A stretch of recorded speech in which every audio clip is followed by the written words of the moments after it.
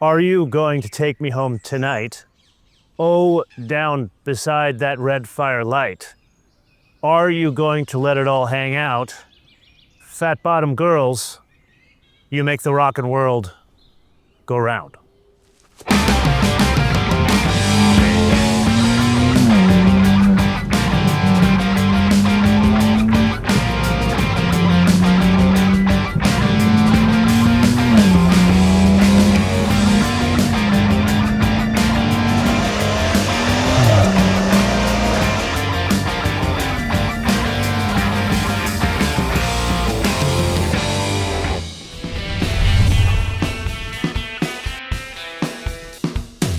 5,390 pounds, or depending on how you express your weights and measures, 2,444 kilograms.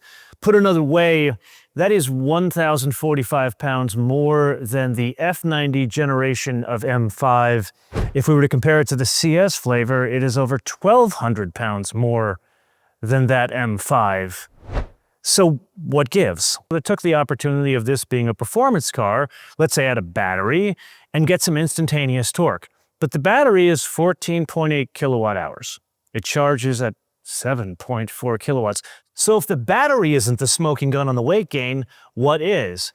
They're a cast of characters that work in conjunction with each other to make this a very heavy car go fast, but more importantly, not go off the road simultaneously. You got an EV system in there, and the EV system has something called like a combined charge unit. Think of that as like an HVAC system for the entire EV system, including the batteries as well as the charge port. There are multiple inputs to do heating, cooling, even to avoid overheating when the thing is charging. And if that were not enough, there's a voltage transformer that acts as a decoder ring of sorts to communicate between the 12-volt electrical system and the EV part of this plug-in hybrid. But this being a plug-in hybrid, there's a gas engine, 4.4 twin-turbocharged V8, familiar that we've seen in BMWs for many years. This, like any one of those that came before it, needs a hell of a lot of cooling, especially a vehicle with this kind of output. It's over 700 horsepower, so it's not just intercoolers and a radiator. It even has details down to an oil cooler. But the oil cooler is in a very unusual place.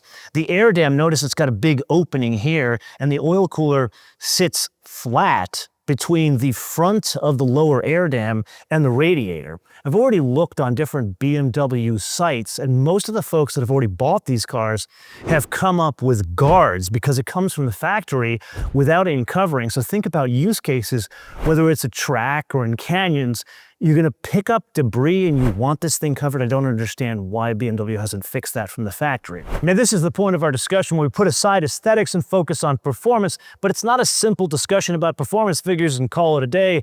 It's also about how does it go down the road? Because if you're adding more weight, that's gonna impact the structure. So you have to strengthen the structure to make it more rigid so it goes down the road properly. And there they borrow a page from an SUV, the X5M, the X6M, where they have the shearing plates underneath it. In addition to that, there's some strengthening done underneath the hood. But what does it all mean? Does it make the car faster? No. From an M5 CS, 0 to 60 at 3.4 seconds, it's slower.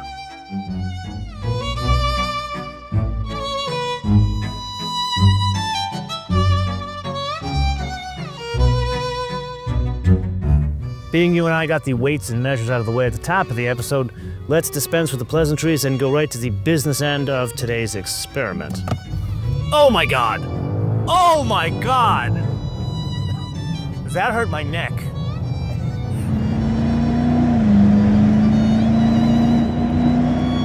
There is a crazy amount of power, but it's managed. There's never an instance where you feel like, it's just too much power. You know, if you've ever driven a Shelby back in the day, that's literally a V8 strapped to a go-kart.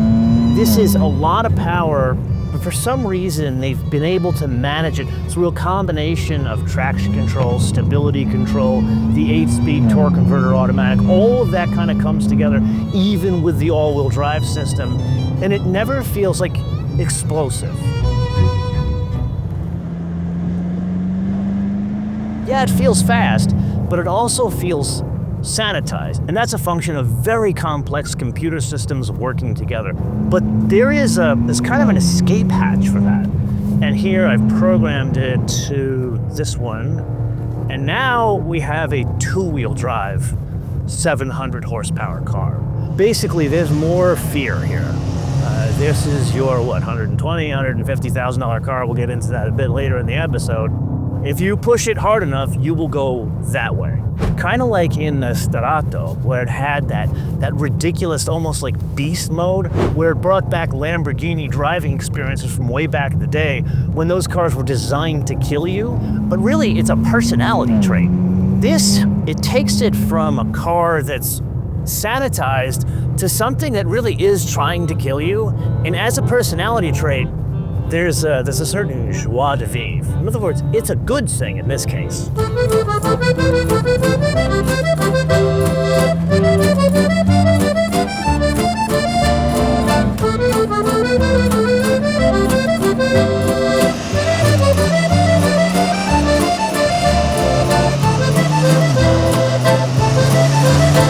Thus far in this episode, we both have come to learn that this is an incredibly complex vehicle, more so than high-performance German sedans of the past. So it's not one of these things where you can adjust the throttle mapping, the suspension tuning, maybe the steering and call it a day. There are many more parameters going on here. The first would be the throttle mapping.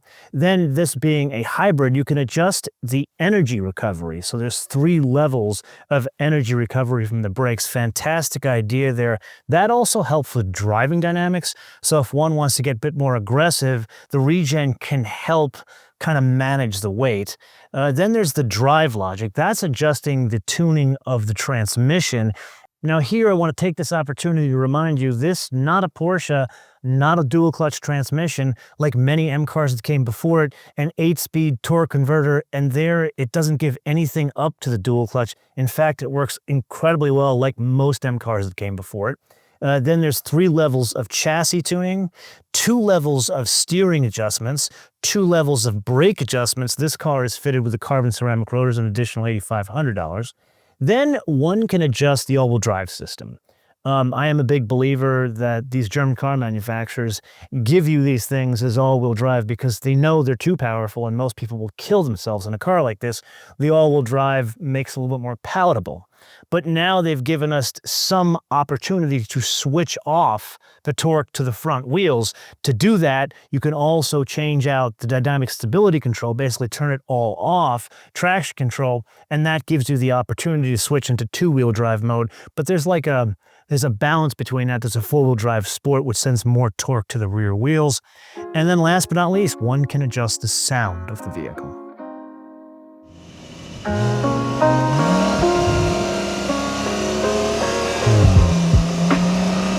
All of the computer sorcery is working to mask the weight of this car. It's not 100% successful, let's call it 75% successful. But it doesn't mean that they're actually pulling the wool over your eyes. Everything is very contained. Like I said earlier about the way it drives, the immediacy of power, it's all sanitized up to a point.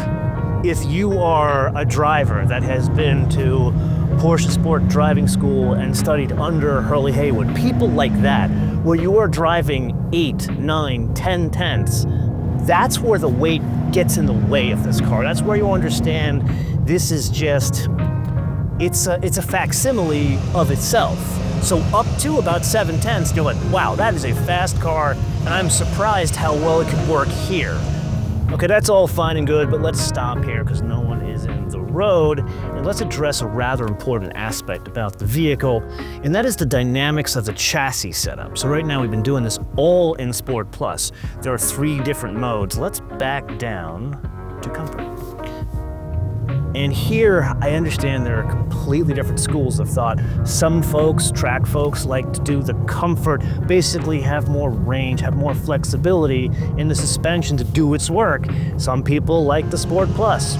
I'm kind of middle of the road in that area, but in this aspect, very much over to the comfort side because the ride quality of this thing, both up here as well as around town, it is atrocious in the Sport Plus mode. It's just too much. It's almost like it's working too hard to counteract the weight, and it takes its toll on its passengers, or probably a better way to put it, on your intestines. Another surprise here, and this is more on the good news column, you never feel this very heavy car with a crazy amount of power does not have enough brakes. Matter of fact, it feels like it has a bit too much brake. So rather than playing a round of our famous game, the options game, let's have a discussion about money, but more the life cycle of money with something like this. These, understandably, they are not cheap, and being that the weight went up, so should the price. $119,500. The good news, there is now a station wagon variant on offer in the US. Thank baby Jesus. That is only $2,000 more. There will be an episode coming up shortly of that vehicle. Then there are a number of options one could add to this. This has like a $3,100 carbon fiber package. There's a carbon fiber trim on the dash, although they should have like a natural wood. That would be lovely as a nice contrast to all this like techno of the design of the car. That paint, can I just say, it should have been a green car. That's what I was scheduled to get. Luckily, one of my compatriots ruined the tires on the green one, so I got the Santorini blue for the Greek guy, which absolutely comes off the page. And people, I took this to the San Clemente Cars and Coffee this weekend, and the car wasn't in the show. I got there too late, and people came up to him like, "Oh my God, that is stunning. What color is that?" And it's contrasted with the Kalyami orange, which if I told you a blue car with an orange interior, you'd think I'd be nuts. It actually works very well. Then you have to pay $2,500 extra to go from 155 miles an hour to 190 miles an hour VMAX. And then because you bought a car like this, a hybrid, you're now green, you still need to be punished. Why? Because in town this gets 12 mpg, so you need to pay the federal government $2,600. Then there's the destination and handling, all that kind of stuff brings it to $141,225. But let's put that aside. There were M5s that came before it, like the last generation, the F90, that had a base price of $103,700. What is that car worth today? Well, it's worth somewhere between $73,000 and $80,000 with 30,000 miles. It's a 2022. But in that same year, you could have had the CS, which was way more expensive, actually more than this car. It was $142,000. What are those reselling for? Well, those, unlike the regular F90, which returned about 74%, 75% of your total investment, there is no like tracker, no Kelley Blue Book that has enough data to say what the market is. But looking at the sales data, things like online auctions or even just online listings, these things are going somewhere between about 120,000 and 160,000, all depending on miles. Like 135, I found one with 26,000 miles, 2,600 miles on that stunning green, that was $160,000. Let's change this to, no, that's not one. How about this one? Yeah, let's go to electric mode. And let's use this as a green car, even though it's blue. Here, I believe it goes up to something like 87 miles an hour. Let's try to drive it as aggressively as possible in electric mode. Oh, remember that feeling we talked about of being sanitized? This is not sanitized, this is just completely uncontrolled. Oh, I'll be honest, man, the dual motor electric felt better than this. This feels a little unhinged electric, but at least driving it this aggressively. If I'm reading the tea leaves correctly, the entirety of the chassis control systems, the drive logic, whatever it is, something's different here. This is not a pleasant experience. as you and I get more aggressive in the acceleration, I feel more out of control. Now, we've tried this little taste test before with other very high performance hybrids from Germany, most recently the S63 Performance, and there it didn't have this distinct personality difference. Yeah, it felt different, but it was almost strangely arousing. It felt like a turbine jet pulling you or like pushing you into the back of the seat. In the Porsche Panamera Hybrid, that one, it just pulls like a freight train, but it doesn't feel different. The only thing you noticed there was a sound difference. This, I'm not a fan of this mode. As such, I think we need to go back without killing ourselves to the E-Control mode and activate the gas engine and call it a day.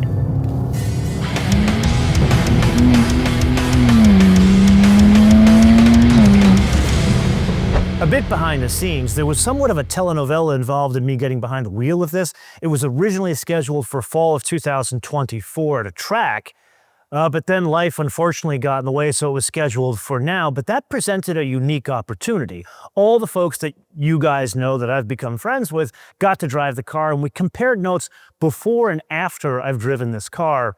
And yeah, we commiserated about the weight. I kind of knew that going into it. I knew about the transition from an analog experience to a very digital experience, one where there's a lot of computers managing how this thing works and a lot of cooling to keep it from imploding. And really, for me, it was more than that. For me, it is a fork in the road in very large performance cars. Now, granted, this is technically considered a mid-size sedan, but when I say large, anything over 5,000 pounds, you have to consider large, even if it isn't an S-Class, because it changes the way it feels. These cars, yeah, we could go on and on that it's fast, we could piss and moan that it's slower than the CS, but you know they'll come out with a faster one. But at the end of the day, we're at a point that, okay, if electrification is going to be a thing, whether it's hybrids, plug-in hybrids, or EV, we still have to maintain the way a car feels. We learned that from Hyundai. I think these guys could do that to maybe a different extent. This is where we get to a wish list. I totally know it is too much to ask for a version of this without electric motors just for one country. They're not going to do it. How about a version of this that isn't a plug-in hybrid, meaning you get rid of the 14.8 kilowatt-hour battery and all the accoutrement that makes it heavier, take like 800 pounds out of it, or ideally the 1,045 we added, and then let's get that feel back. That would be my wish for a CS version of an M5. But I'm one man. At this point, episode, I turn around to you guys to opine in the comments below. And with that, I look forward to seeing you in the next episode. Bis später.